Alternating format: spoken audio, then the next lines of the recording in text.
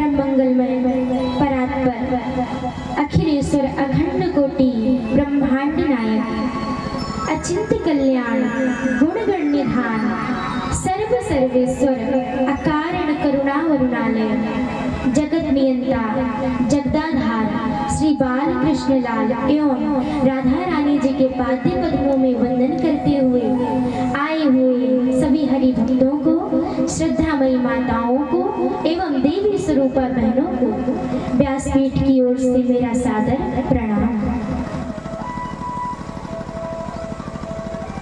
कल की कथा में हम लोगों ने श्रवण किया कि किस प्रकार से ध्रुव जी महाराज 5 वर्ष की अवस्था में भगवान को प्राप्त कर लिए, भगवान का दर्शन कर लिए। और आज बड़ा ही शुभ दिन है क्योंकि आज हमारे सांवरी सरकार आने वाले हैं, हमारे भगवान श्री राम आने वाले हैं, वामन भगवान आने वाले हैं। श्री सुखदेव जी महाराज जब आज की कथा प्रारंभ करते हैं तो कहते हैं कि असली कथा तो अब शुरू हुई। जब भगवान का जन्म होता है तब से जो सबसे महत्वपूर्ण कथा होती है वो प्रारंभ होती है। परीक्षित जी महाराज सुखदेव जी से कहते हैं कि गुरुदेव, मैंने आज तक की जितनी भी कथा श्रवण की सब में भगवान अपने भक्तों का तो साथ देते हैं किंतु दैत्यों का साथ नहीं देते। भगवान पक्षपात करते हैं और यदि भगवान पक्षपात करते हैं तो उन्हें निष्पक्ष क्यों कहा गया है? सुखदेव जी महाराज कहते हैं राजन कि भगवान पक्षपात नहीं करते हैं। भगवान को जो जिस भाव से भजता है भगवान उसे उसी भाव से स्वीकार कर लेते हैं। भगवान को गोपियों ने प्रेम से भजा तो भगवान भी गोपियों के घर जा जाकर माखन चुराई। जो जिस प्रकार से भगवान को भजे भगवान उसी अनुरूप उनको प्राप्त हो गए। हिरण्यकशिपु था, वो भगवान से शत्रुता करता था और उसके पुत्र जो थे प्रहलाद जी वो भगवान के अनन्य भक्त थे। तो बताओ भगवान पक्षपात कहाँ करते हैं? प्रहलाद जी भी थे तो दैत्य ही किंतु भगवान उन्हें भी स्वीकार किए। तो भगवान को जो जिस भाव से भजता है उसी भाव से भगवान उसे भी स्वीकार कर लेते हैं। परीक्षित जी ने कहा महाराज ये प्रहलाद जी कौन थे? इन्होंने किस प्रकार से भगवान की भक्ति की? कृपा करके आप मुझे विस्तार पूर्वक से कथा श्रवण कराइए।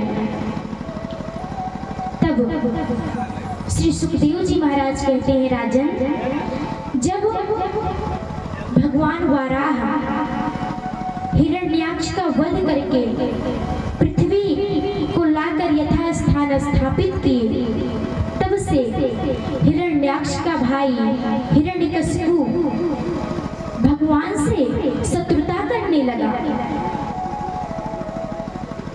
और भगवान को मारने के लिए भगवान से अपने भाई की मृत्यु का बदला लेने के लिए वो मंदराचल में जाकर के तपस्या करने लगता है। बड़ी कठोर तपस्या करता है। तो हिरण्यकशिपु की तपस्या से प्रसन्न होकर ब्रह्मा जी प्रकट होते हैं और कहते हैं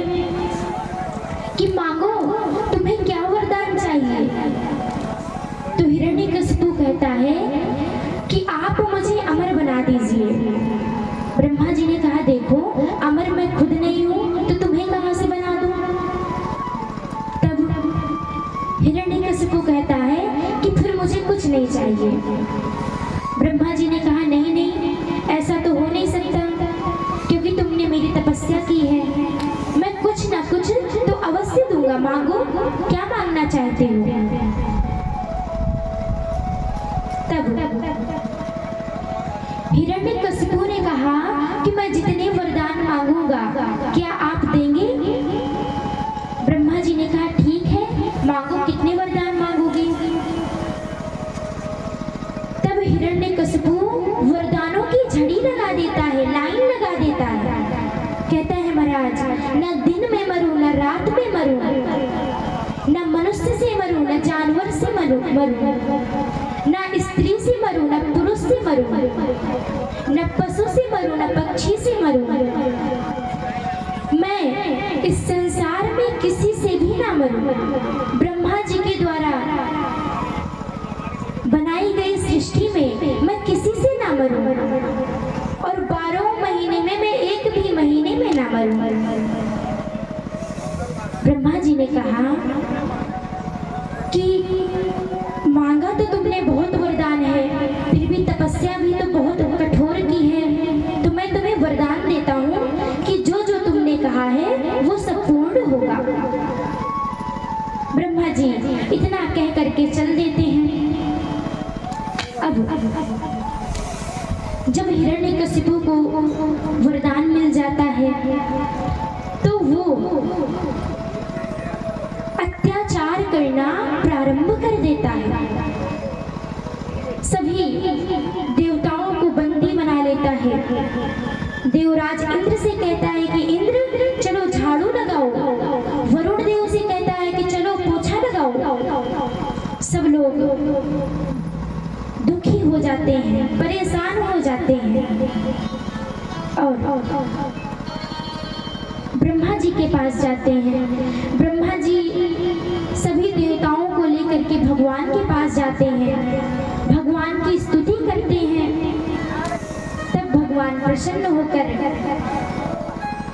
कहते हैं कि तुम लोग परेशान ना हो, मैं शीघ्र ही अवतार लेने वाला हूँ।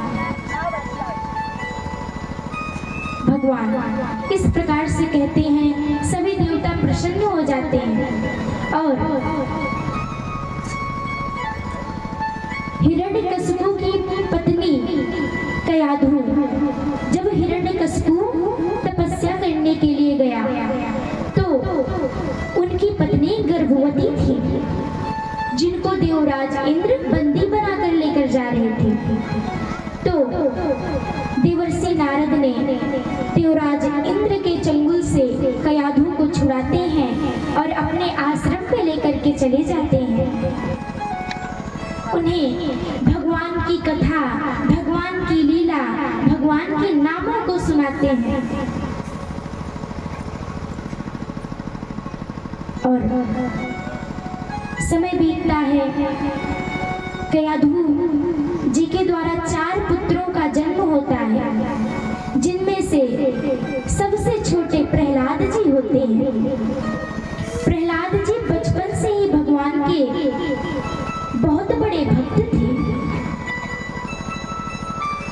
वे हमेशा भगवान की ही कथा को गाते रहते, भगवान के नामों का संकीर्तन करते रहते। महाराज धीरे धीरे प्रहलाद जी बड़े होते हैं। अब उन्हें पढ़ने के लिए संडा मर्ग जी के यहाँ भेजा जाता है, जहाँ पर दैत्यों की शिक्षाएं सिखाई जाती थी। वहाँ पर प्रहलाद जी को भेजा जाता है। तो प्रहलाद जी वहाँ पर जाते और जब गुरुदेव संडा मर्ग उन्हें पढ़ाते तो वे उस पे ध्यान ही ना देते, वे भगवान के भजन में ही मस्त रहते।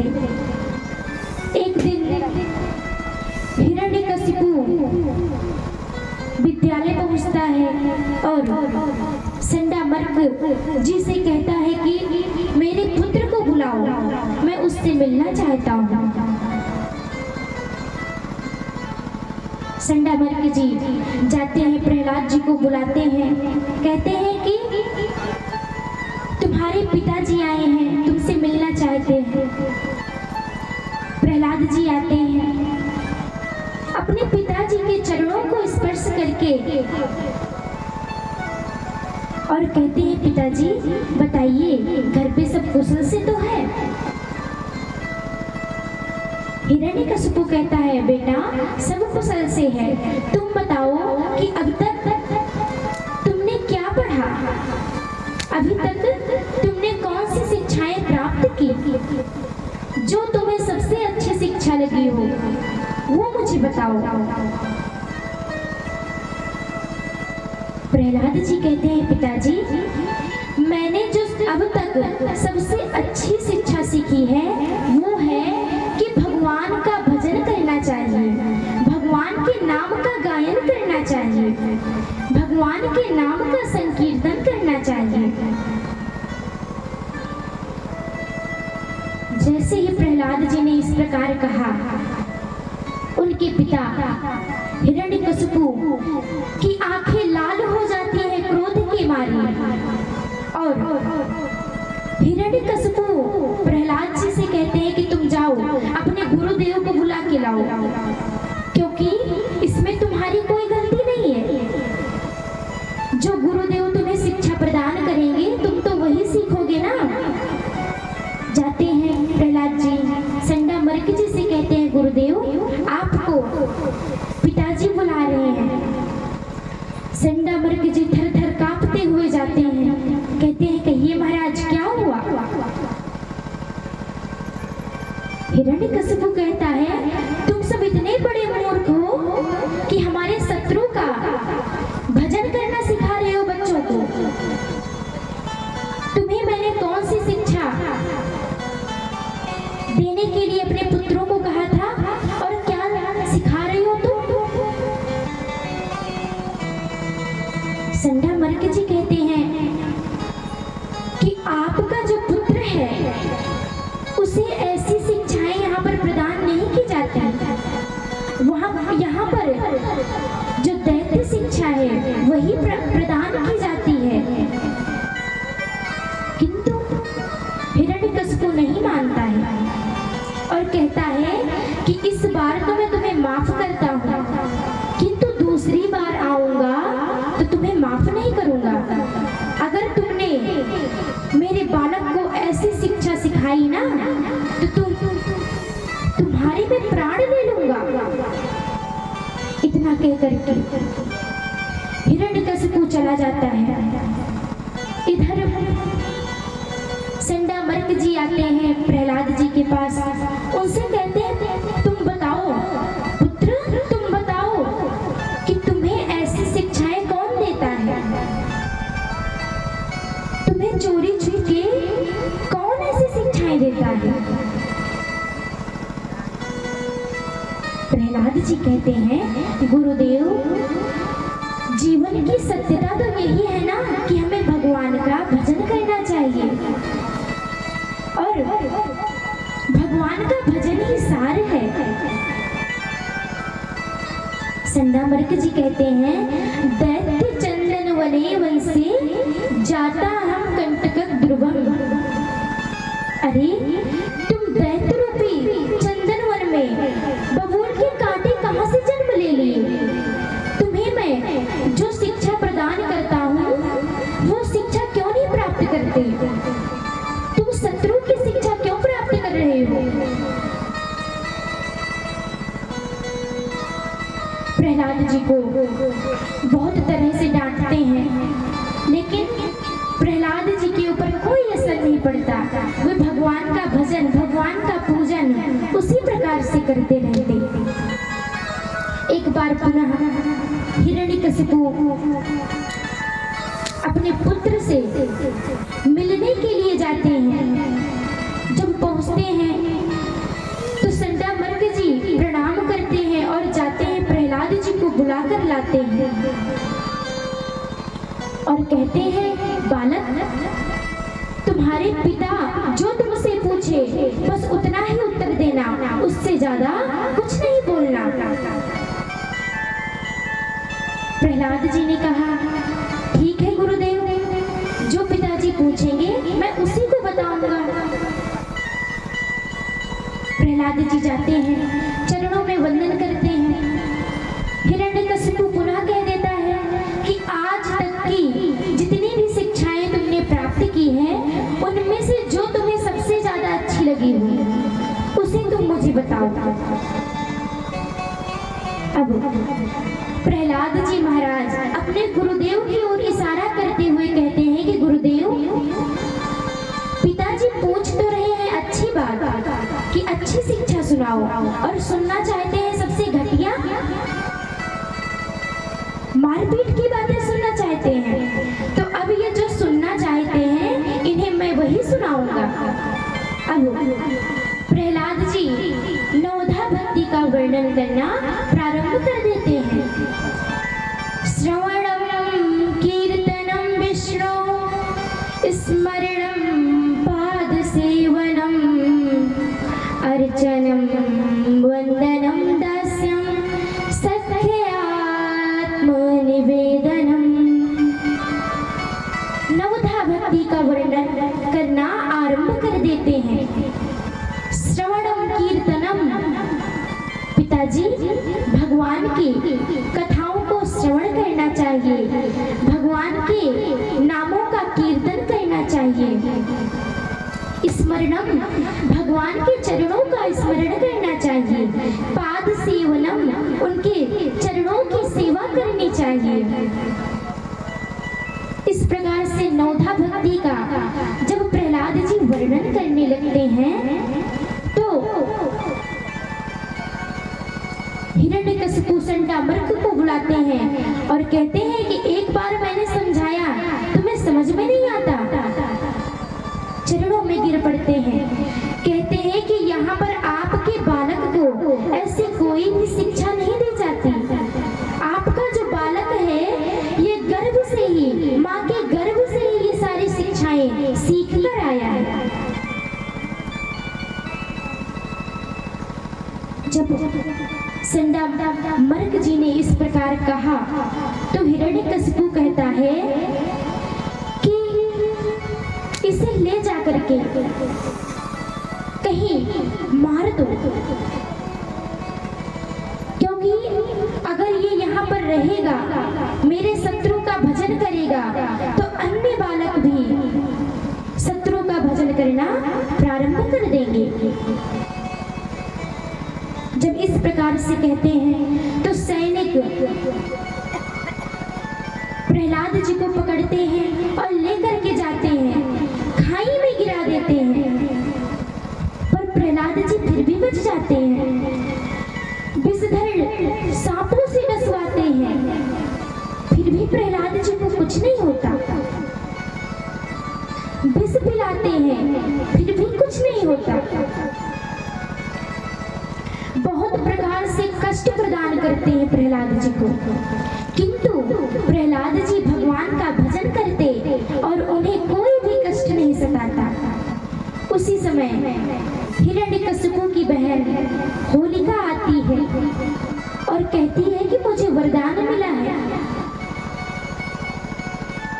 ब्रह्मा जी के द्वारा मुझे वरदान मिला है कि मैं अग्नि में जल नहीं सकती।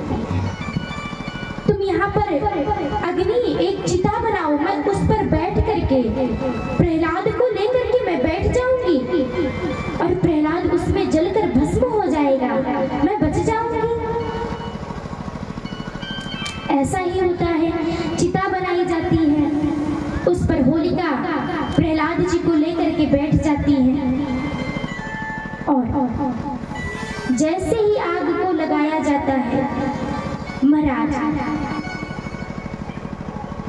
भगवान की कृपा से, भगवान के नाम के प्रभाव से प्रहलाद जी को तनिक भी खरोच नहीं आती, प्रहलाद जी का बाल भी बांका नहीं होता और होलिका जल करके भस्म हो जाती है। जिस दिन होलिका जली थी उसी दिन से होली का त्योहार मनाया जाने लगा। जो दैत्य के वंशज हैं वे डीजल पेट्रोल से खेलते हैं और जो प्रहलाद जी के वंशज हैं वे रंग गुलाल से खेलते हैं। जब प्रहलाद जी को कुछ नहीं हुआ तो पुनः संडामर्क जी के विद्यालय में भेज दिया जाता है। अब एक दिन प्रहलाद जी महाराज जो वहां पर अन्य बच्चे थे उनसे कहते हैं कि मित्रों, तुम लोग क्यों दैत्यों की शिक्षा सीख रहे हो, क्यों मारपीट करना चाहते हो? अरे भगवान का भजन करो, भगवान का भजन ही सार है। प्रहलाद जी के मित्रों ने कहा कि भैया, भगवान का भजन करने का मन तो मेरा भी कहता है, किंतु आपके पिताजी जो हैं उनके भय के कारण हम लोग भगवान का भजन नहीं कर पाते। प्रहलाद जी कहते हैं, देखो मित्रों, तुम लोग तो भगवान का भजन करो, पिताजी की चिंता मुझ पर छोड़ दो। पिताजी तुम्हारा कुछ नहीं बिगाड़ेंगे, क्योंकि जिनकी भगवान रक्षा करते हैं उन्हें कौन भला मार सकता है, कौन उनका बाल भी बांका कर सकता है। बहुत प्रकार से प्रहलाद जी महाराज अपने मित्रों को समझाते हैं और कहते हैं